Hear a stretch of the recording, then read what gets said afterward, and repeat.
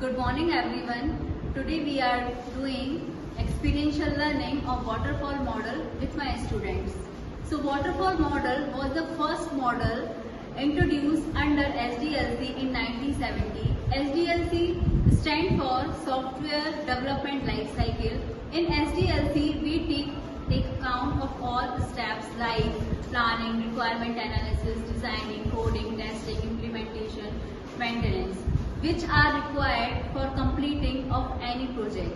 Now, this model is further well explained by my students. Waterfall model.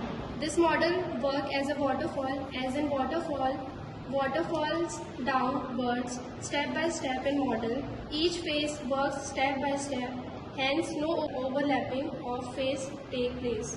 Waterfall model illustrates the software development process in a linear sequential flow.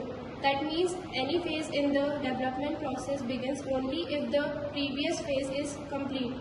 In this model, phases do not overlap. The very first model is feasibility study. The main goal of this phase is to determine whether it would be financially and technically feasible to develop the software.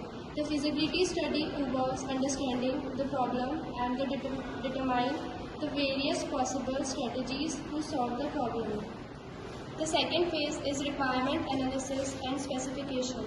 The aim of this phase is to understand the exact requirements of the customer and document them properly.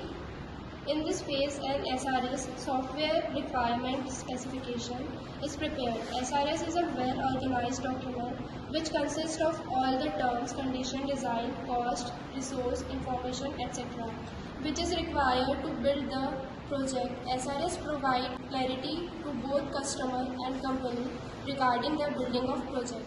Third is design. The goal of this phase is to convert SRS into a format that can be coded in a programming language. It includes high-level and detailed design as well as the overall software architecture. Fourth phase is coding and unit testing. In this phase, software design is translated into source code using any suitable programming language. Thus, each design module is coded. The aim of unit testing phase is to check whether each module is working properly or not. Fifth is integration and system testing and implementation. Integration of different modules is undertaken soon after they have been coded and unit tested. And after integration, the whole system is tested in this phase.